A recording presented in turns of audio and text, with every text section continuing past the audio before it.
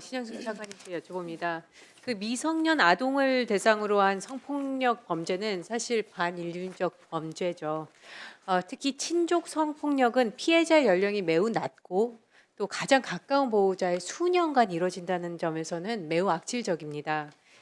여성가족부는 그래도 이러한 피해를 입은 아동 청소년을 위해 많은 노력을 하고 있다고 들었으면 어떤 것들이 있죠? 저희가 이게 성폭력 피해 같은 경우는 물리적 치료도 중요하지만 말씀하신 대로 심리나 정서적 치료가 병행되어야 되는 부분이 있습니다. 그래서 그 사업의 내실화나 그 규모를 할 때 이런 부분들을 꼭 고려해서 네. 편성해야 된다고 생각합니다. 가장 중요한 거는 아마 피해 있어야 될 곳이 있어야 되는데 친족 성폭력 아동 보호하기 위해서 전국에 4개소의 특별 지원 보호 시설을 운영하고 있는 것으로 알고 있습니다. 2010년 이후로 14년 동안 운영되고 있는데 문제는 이제 예산이 충분치 않습니다. 현재 여성가족부의 지침에 따르면 이런 특별 지원 보호 시설 연간 운영비가 얼마인지 혹시 아십니까, 장관님?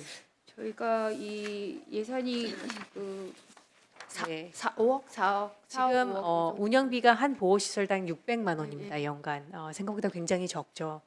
그럼 이 부족한 예산을 충당하기 위해서 필수적인 심리치료와 집단 프로그램을 어떻게 운영하냐 봤더니 여성가족부의 성폭력 피해자 치료 회복 프로그램에 공모해서 예산을 이제는 받게 됩니다. 그러면 그런 것들을 이제는 조금 불안정하지만 운영하게 되는데 그 예산을 봤더니 저희 PPT를 보시면 아시겠지만 이 예산마저 성폭력 피해자 치료 회복 프로그램 예산마저도 거의 50%가 삭감이 되었습니다. 왜인지 여쭤봐도 될까요? 저희가 사실은 23년도에는 9억 정도 됐었는데 24년도에 이게 50% 예, 삭감돼서 그게 기재부였습니까? 아니면은 아마 저희가 우선순위 이제 좀 배정하다 보니까 예. 잘 배정을 못했어요. 근데 우선순위여야 될 것 같습니다. 왜냐면은 치료 회복 프로그램을 특히 친족 성폭력 피해자에게는 굉장히 중요합니다. 화면 보시면 알겠지만 한 친족 성폭력 피해자 특별지원 보호시설 상담팀장님 인터뷰를 저희가 발췌했는데 이런 보호시설에서 치료 회복 프로그램을 통해서 받은 예산으로 아이들이 여러 가지 활동을 하고 있는데 그 아이들이 그 팀장 얘기를 보면은 목욕도 가고 놀이공원은 처음이고 생일 파티도 받아본 적이 없는데 이 프로그램에서 처음 받았다고 합니다. PPT 띄워주셔도 되는데요. 그리고 심지어 외식도 처음이라고 해서 집에서는 쌈장이랑 밥만 먹고 계속 그런 것만 먹었는데 외식을 처음 해봐서 행복하다는 얘기를 한다고 합니다.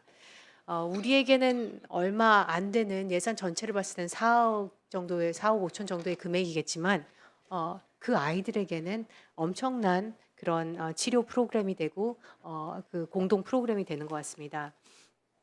그래서 일상적인 경험을 시설에서 경험하고 있는데 무엇을 통해서 하냐면요. 말씀드렸듯이 이런 삭감된 치료 프로그램을 통해서 받게 됩니다. 이뿐만 아닙니다. 치료 프로그램은 예산이 삭감돼서 늘려야 되는 부분도 있지만 불확실한 치료 프로그램 신청만으로 이 보호시설들이 운영돼서는 안 된다고 생각합니다. 연간 600만 원이면 굉장히 지금 물가를 봤을 때 적지 않습니까? 안정적인 사업비 확보를 위해서 이런 저희 그 보호시설, 특별지원 보호시설에 대한 추가적인 예산 확보가 필요할 것으로 생각이 됩니다. 또 한 가지 우리가 봐야 될 부분은 아동 보호를 결정하는 매뉴얼들이 있습니다. 매뉴얼들이 있는데 거기에는 특별지원 보호시설에 대해서 제대로 안내하지 않고 있기 때문에 친족 성폭력 피해라는 특수성에도 불구하고 아동시설이나 양육시설 등에 입소하고 성인들과 함께 생활해야 하는 성폭력 피해자 보호시설에 보내지는 경우가 많습니다. 그래서 가장 안타까운 사례로는 다른 기관을 전전하다가 이 아이들은 굉장히 어리고 아주 그 열인데 12번째가 돼서야 전문성이 있는 특별지원 보호시설, 특히나 친족 성폭력 보호시설에 입소하게 된다는 겁니다.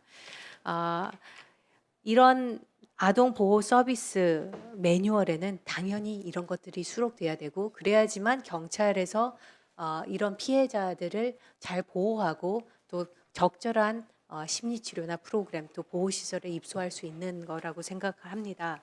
국가의 적극적인 지원과 개입을 통해 일상의 평온을 회복하고 안정적인 성인기로 성장할 수 있도록 국가가 충분히 보살펴야 된다고 생각합니다. 이에 대한 지원 예산 그리고 아동 업무 서비스 매뉴얼에 대한 개정도 부탁드립니다. 그때 국감 이후에 또 의원님께서 제기해 주셔서 저희가 그 아동보호 서비스 업무 매뉴얼을 개정하기 위해서 그 유관 부처하고 의견 지금 조회하면서 협의 중입니다. 예, 상황 보고를 드리도록 하겠습니다. 네.